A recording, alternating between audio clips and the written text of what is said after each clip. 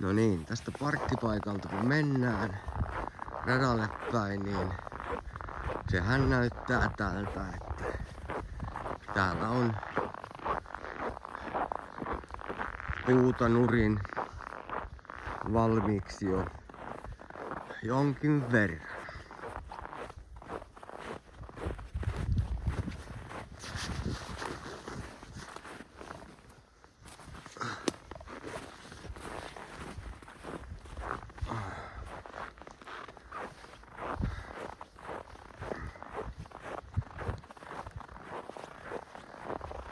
Väliaikainen opastaulu näkyy tuossa. Aika mukavasti on tuosta puu kaatunut vierestä. Ja väylä 12 sen kori on tuossa. Ja tässä on ykkösen tii.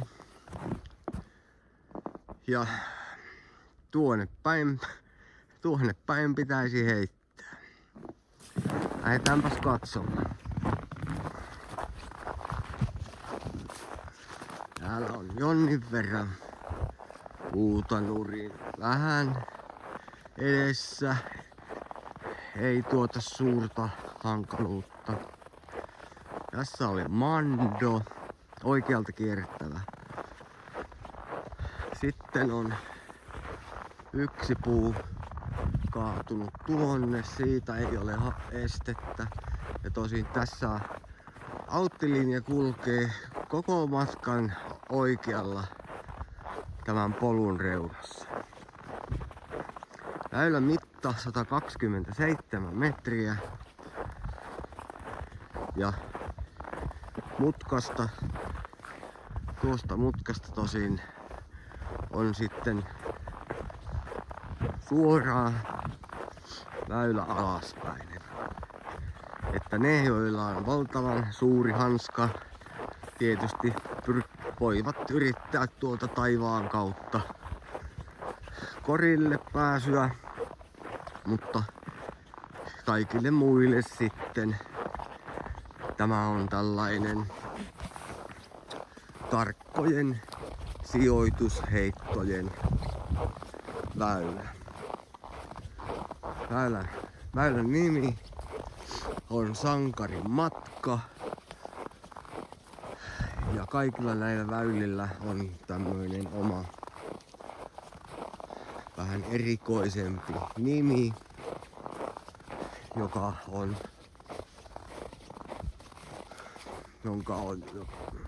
on vähän kertoo kaikista väylistä.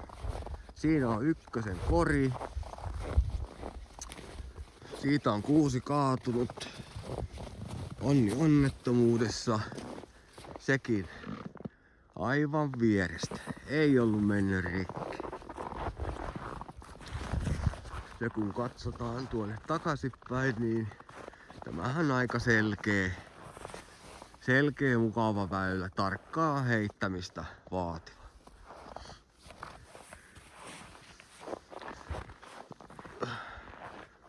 Täällä olen laittanut opasteet, että mistä mennään seuraavalle väylälle, joka on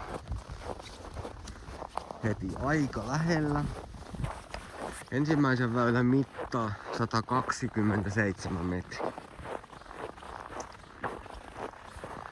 Siinä on valotolppaa menossa nurin.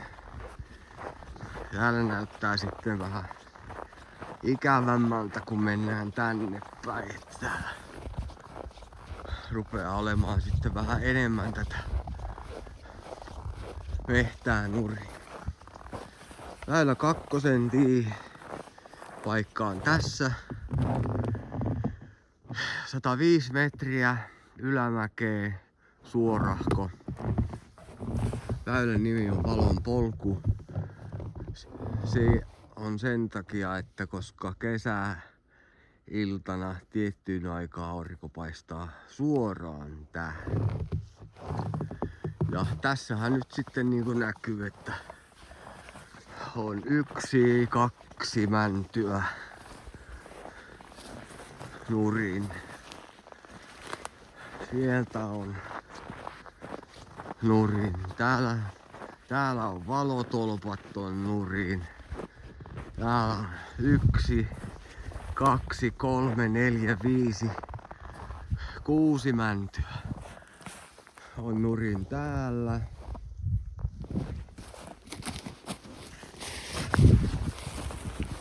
Täällä oikealla puolella on 1, 2, 3, 4 mäntyä nurin täällä puolella.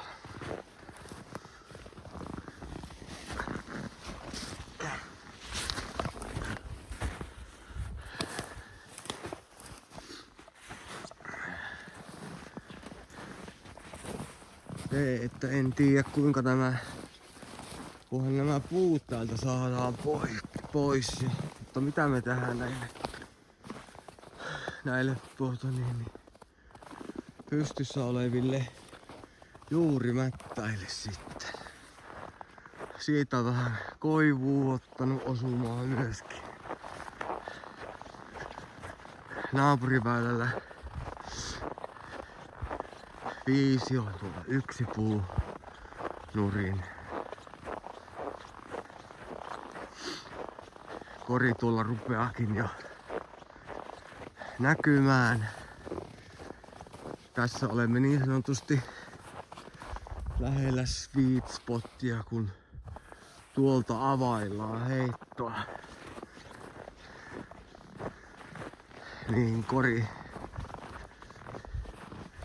sijaitsee täällä vähän suojassa. Että hyvällä onnenkantamoisella ja kovalla kädellä sinne voi päästä, mutta sellaista en itse ole vielä kenenkään nähnyt suorittavan. Siinä on 1 nurin valojohtoja pitkin nojailee. Täällä on 1 nurin.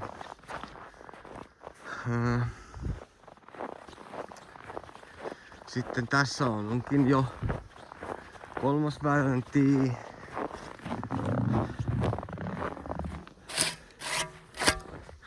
Väylän nimi Kännän kuiskaus.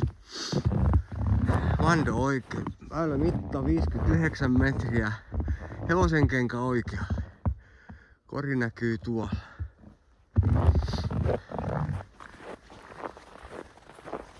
Väylän oikealla sekä vasemmalla puolella autti. Tarkkaa heittoa vaativa väylä tämäkin myös. Siinä on iso mänty ja kaikki sähköjohdot on siellä mutkalla. Tämä on niin sanotusti helppo, mutta on ollut yllättävän paarivoittoinen väylä, että kun dataa katsoo, niin 80% tähän on paareja.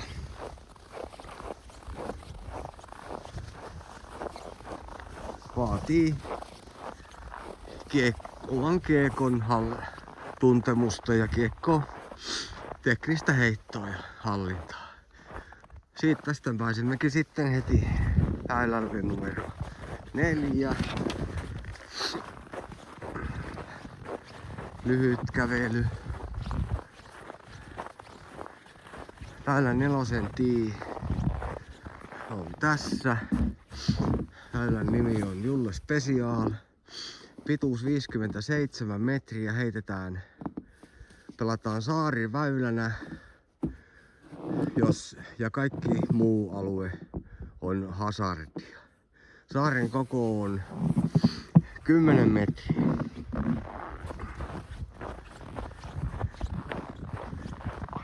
Tähän on tullut tänä kesänä 2 holaria. Poikani on heittänyt, joka on tämän ideoinut. Ja tietysti hänen nimeään sitten kantaakin, että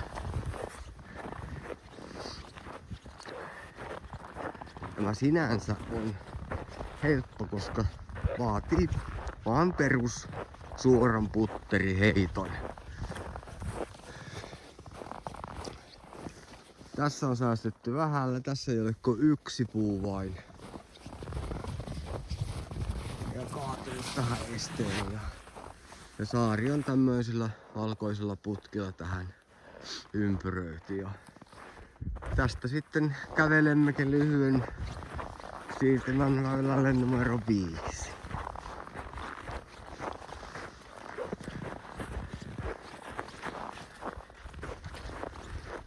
Tämän radan erikoisuus on juurikin tässä, että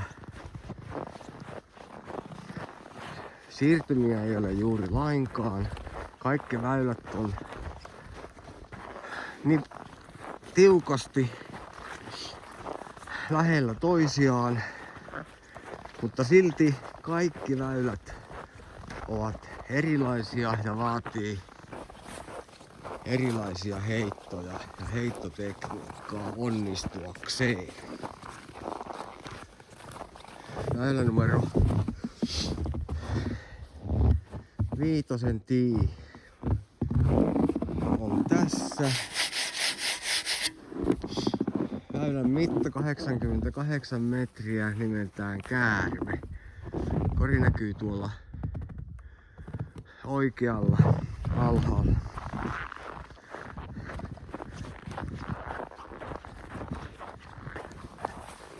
On sinänsä vähän jännän muotoinen. Tässä on osuttava tähän väylään. Tietenkin. Muuten molemmilla puolilla eteen on sitten tuommoista tikkua vähän niinku suojana.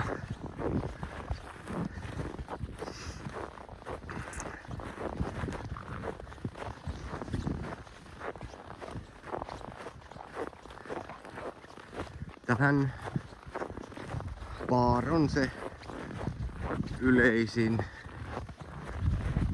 tulos, kunhan vaan tuon avauksen saa pysyvään väylään. Ja sitten pikkuset se puottaa tuonne alaspäin, että jos sattuu onnistua saamaan niin hyvän heiton, että se menee jopa korista yli. Ja täältä toiselta puolelta se näyttää tuollaiselta.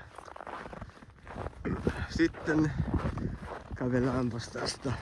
Tässä on lyhyt siirtymä väylälle 6.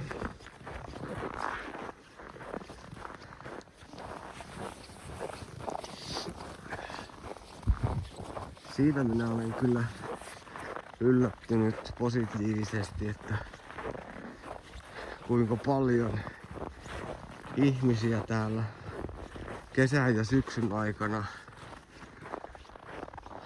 on käynyt, koska minä tämän radan rakentamisen olen aloittanut toukokuun viimeisellä viikolla.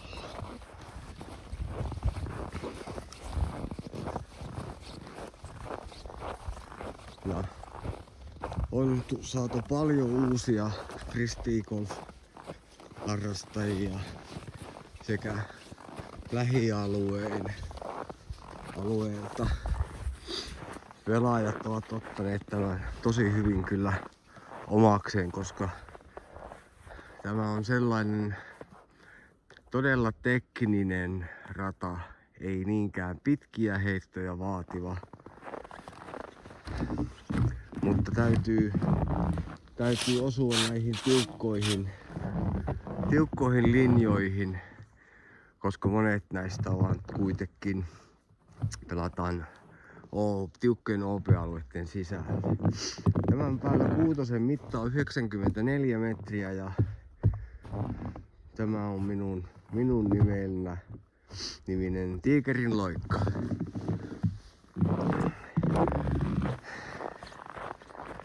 Tämä on ollut haastava väylä, tämä 6. Jostain kumman syystä. Tämä pieni mänty, jonka minä tähän oikealle jätin, haastaa kyllä raakasti, koska mando kierrettävä oikealta ja on osuttava tähän väliin. Droppari on tässä kiven takana. Siinä on vähän ikävämmän näköinen juurimätäs hässäkkä kans. Miten tuo saadaan tuosta matalaksi. Täältä on yksi iso suojapuumänty, nuri. Siinäkin valtava juurimätäs paakku. Tämä on aika kapea väylä tämä, koska tuossa oikealla on tuo ulkoilupolku, jonka minä olen autittanut ulkoilijoiden toivomuksesta pois. Ja vasemmalla heti on tiukka auto myöskin, joten väylän leveys on noin 10 metriä, mihin tässä pelataan. Tämäkin vaatii tätä tarkkaa kiekon hallintaa. Ja kun tähän on saatu kiekko pönttöön, siirrymme todella lyhkäisen siirtymän väylälle numero 7.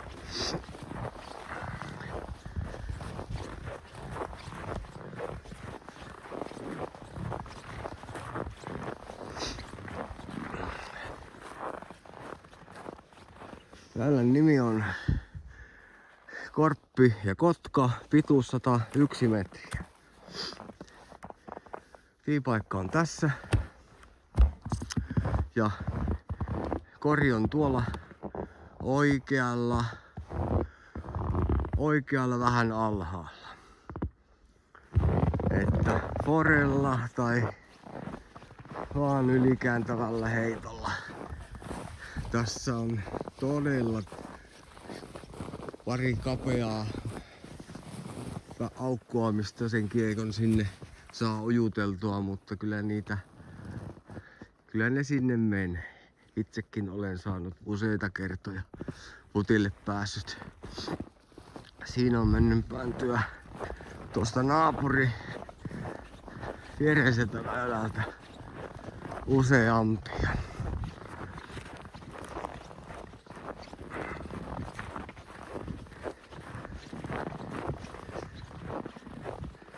Että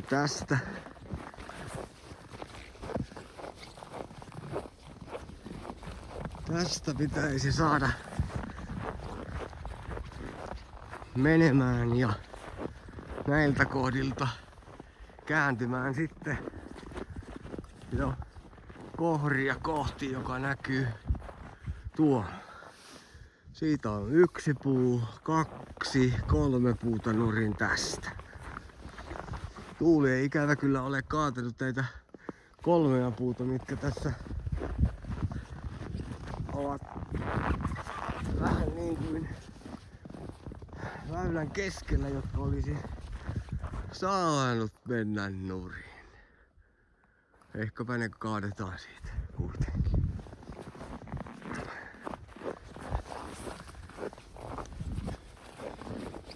Täällä on hyvä kymppirinki.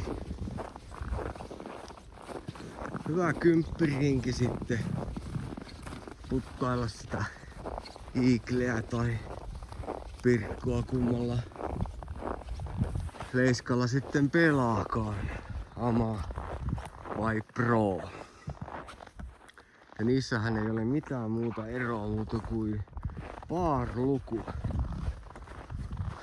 Amaleiskan par-luvut ovat yhden helpompia kuin Pro-leiskan par-luvut, jotka on Disc Golf Park väylämittoihin tai niiden mukaan laitettu. Että tätä. Tänä vuonna on saatiin syksyllä ensimmäistä kertaa viikkokilpailuissa tuolle Pro 12 leiskalle reitinki ja Par on tällä hetkellä 1005. Että tämä ei ole mikään ihan easy biisi rata siltä osin. No niin, lyhyen siirtymän jälkeen täällä onkin sitten taas isoa mäntyä nuria. Siinä on 2 ja toi väylän 8 tiipaikka tuossa näkyykin.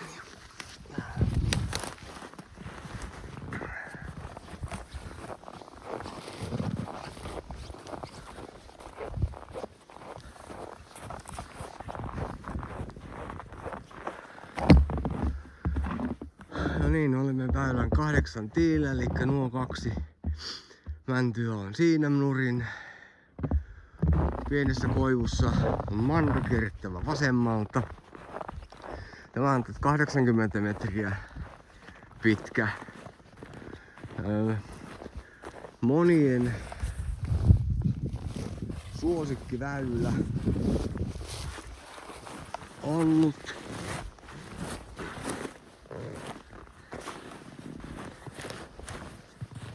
Suora heitto, mutta kapeaan ja aika lopussa vaativaa puttia on tiedossa joka suunnasta,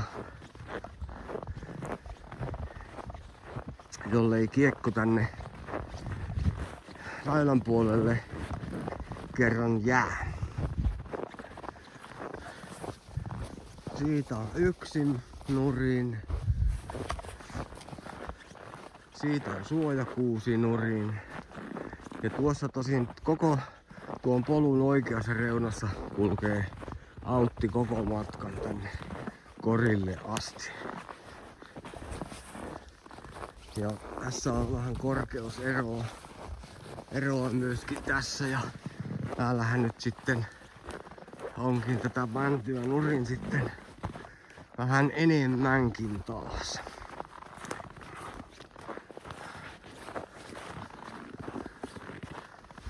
Siinä on todella ikävä näkö.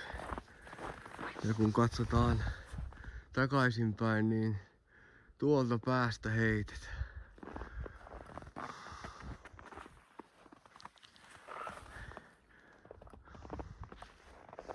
Sitten erittäin lyhkäinen siirtymä väylä 9 tiille, joka on täällä alhaalla.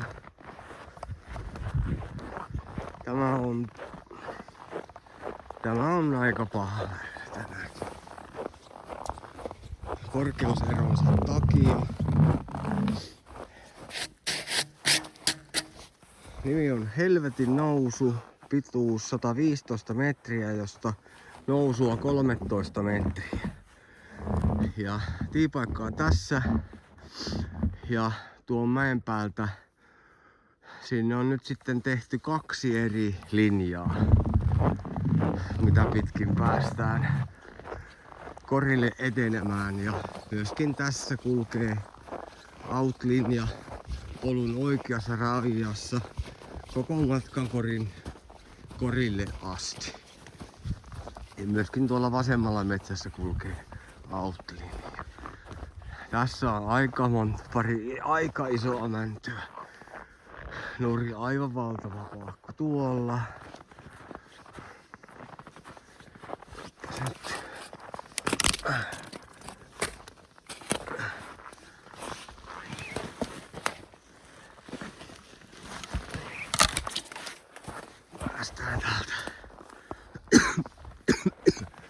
Päästään täältä läpi. Sieltä on puutanurin tuolta vähän. Täällä on valotolpat on nuriin.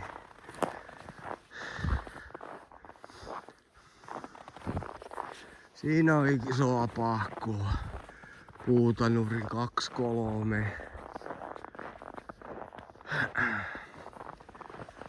Tuolla on Puutanuri.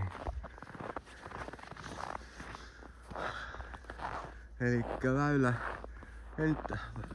tai vaihtoehtoiset väylät on tätä kuntopolkua pitkin heittää. Tai jos kiekko feidaa tänne vasemmalle, niin täällä vasemmalla on sitten toinen väylä.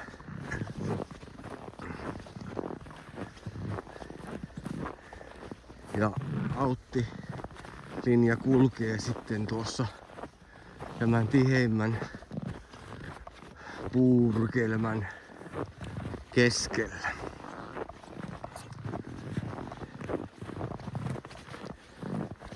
Ja nousua tänne korille tosin 13 metriä.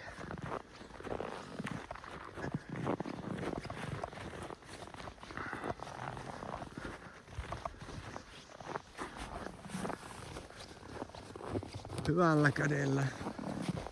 Jos tänne asti saa heitettyä, niin tästähän pääseekin sitten Iglebutille. Tässä on myöskin Autti kiertää korin noin 5 metrin päässä tuosta korista, koska väylä numero 11 kulkee tuolta takaa. Sitten lyhyt 15 metrin siirtymä väylälle 10.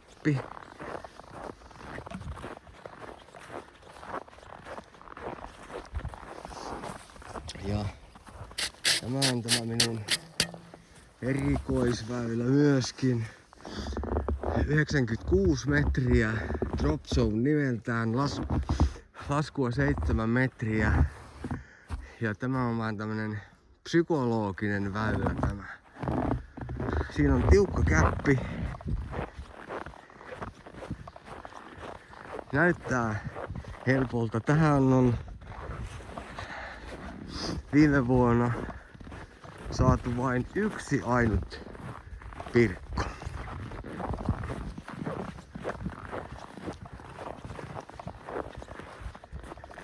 Tähän ei ole pirkkoa mahdollista saada muuta kuin täydellisesti onnistuneella forella.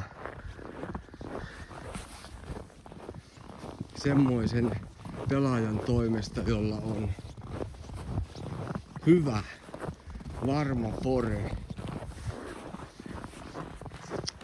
Koska tuo Mando tekee tästä tämän jekun. Mando kierrittävä vasemmalta.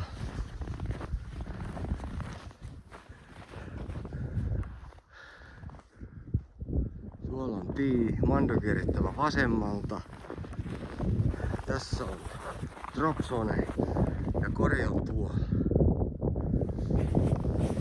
Todella vaikea pirkotettua. Ja täällä on nyt sitten tätä Puutanuri taas jonnin verran, mutta ei onneksi pahasti edessä noitten juuripaakkujen toivesta.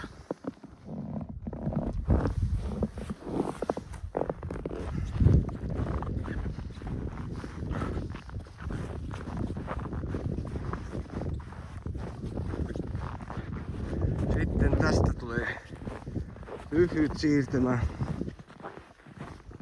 tietä pitkin vasemmalle.